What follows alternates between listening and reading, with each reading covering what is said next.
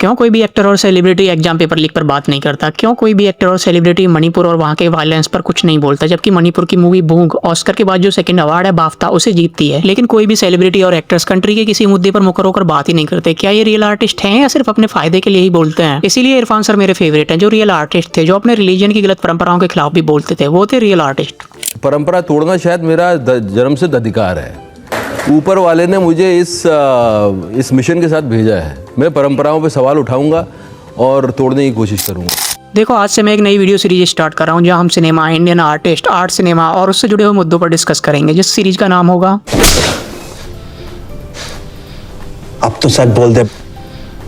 हाँ, इस सीरीज का नाम होगा अब तो सच बोल दे। अगर इस वीडियो पर अच्छी रीच आई तो मैं और भी ऐसे वीडियोज लाऊंगा जो सिनेमा और उससे जुड़े किसी मुद्दे पर होंगे। अगर रीच नहीं आई तो महीने में एक वीडियो बना देंगे। तो आपसे रिक्वेस्ट है, इस वीडियो को एंड तक देखना और मन करे तो चैनल को सब्सक्राइब कर देना। I was the ideal voter. अपनी घर गृहस्थी आटे दाल में उलझा हुआ, जो सपना दिखाया देख लिया, जो टीवी ने बोला, जो अखबार ने बोला मान लिया। लेकिन तुम मेरी दुनिया मुझसे छीनोगे, मैं तुम्हारी दुनिया में घुस जाऊंगा।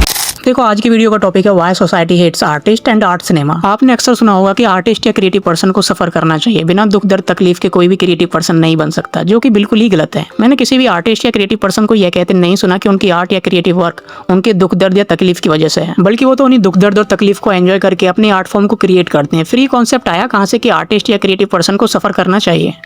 जब तक तकलीफ ना हो ना लाइफ में, तब तो कोई बड़ा नहीं बनता है।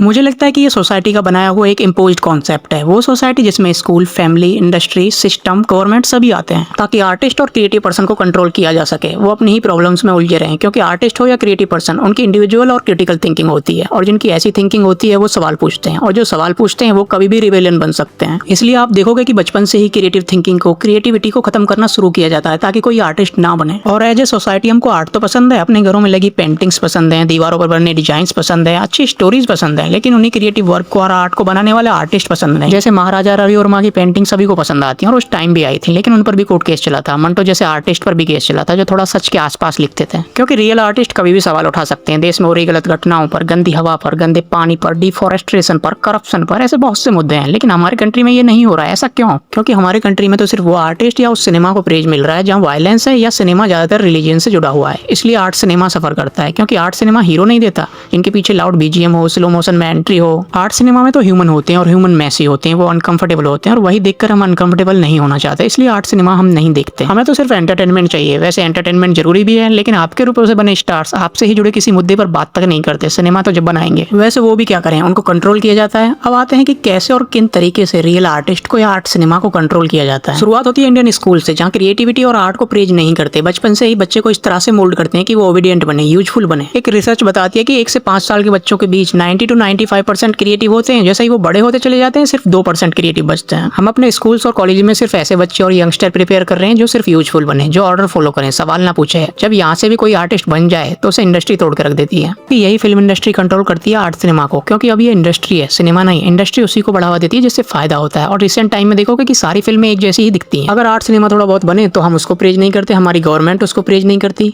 वैसे गवर्नमेंट तो उस सिनेमा को ही प्रेज करती है जो उनकी आइडियोलॉजी से मैच करे। कोई भी गवर्नमेंट हो, ये कोई नई बात नहीं है। आपको सुना आता है कि आर्टिस्ट और आर्ट सिनेमा का क्या हो, तो आप अपना खुद रास्ता ढूंढो। कई प्लेटफॉर्म आ चुके हैं अपनी क्रिएटिविटी और आर्ट को दिखाने के लिए, लेकिन याद रखना सिर्फ फायदे के लिए ही सब कुछ ना हो। कुछ आर्ट या क्रिएटिविटी सोशल कमेंट्री पर भी हो।